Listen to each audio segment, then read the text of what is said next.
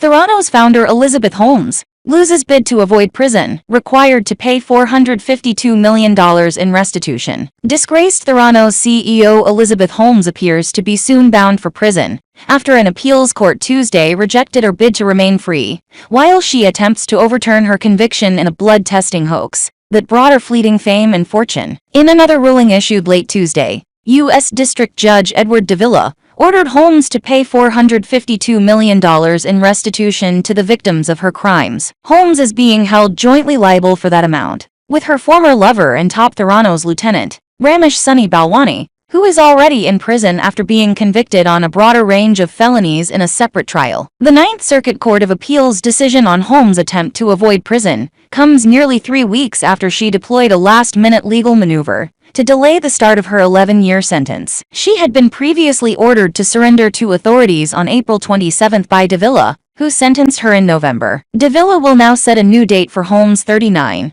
to leave her current home in the San Diego area and report to prison. The punishment will separate Holmes from her current partner, William Billy Evans, their 1-year-old son, William, and 3-month-old daughter, Invicta. Holmes' pregnancy, with Invicta Latin for invincible or undefeated, began after a jury convicted her on 4 counts of fraud and conspiracy in January 2022. Davila has recommended that Holmes serve her sentence at a women's prison in Bryan, Texas. It hasn't been disclosed whether the Federal Bureau of Prisons accepted Davila's recommendation or assigned Holmes to another facility. Balwani, 57, began a nearly 13-year prison sentence in April, after being convicted on 12 counts of fraud and conspiracy last July. He was incarcerated in a Southern California prison last month, after losing a similar effort to remain free on bail while appealing his conviction. The former Silicon Valley darling was convicted in January on 3 charges of wire fraud and 1 conspiracy charge, after a jury found she criminally deceived investors over false claims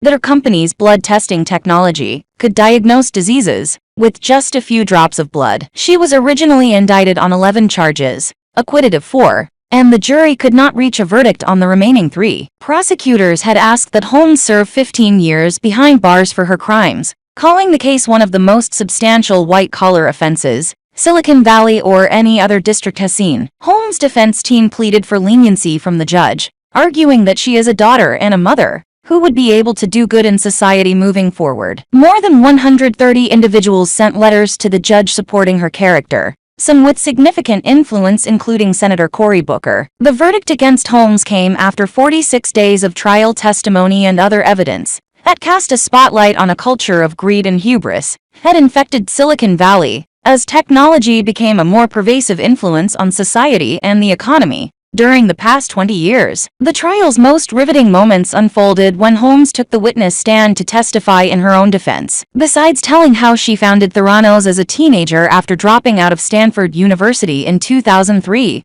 Holmes accused Balwani of abusing her emotionally and sexually. She also asserted she never stopped believing Theranos would revolutionize healthcare with a technology that she promised would be able to scan for hundreds of diseases and other potential problems with just a few drops of blood. While pursuing that audacious ambition, Holmes raised nearly $1 billion from a list of well-heeled investors that included Oracle co-founder Larry Ellison and media mogul Rupert Murdoch. The investors all lost their money after a Wall Street Journal investigation and regulatory reviews exposed dangerous flaws in Theranos technology. In his restitution ruling, Davila determined that Holmes and Balwani should pay Murdoch $125 million, by far the most among the investors listed in his order. The restitution also requires the co-conspirators in the Theranos scam to pay $40 million to Walgreens, which became an investor in the startup, after agreeing to provide some of the flawed blood tests in its pharmacies in 2013. Another $14.5 million is owed to Safeway, which has also agreed to be a Theranos business partner before backing out. Holmes' lawyers have been fighting her conviction on grounds of alleged mistakes and misconduct that occurred during her trial. They have also contended errors and abuses that biased the jury were so egregious that she should be allowed to stay out of prison. While the appeal unfolds, a request that has now been rebuffed by both Davila and the Ninth Circuit Court of Appeals.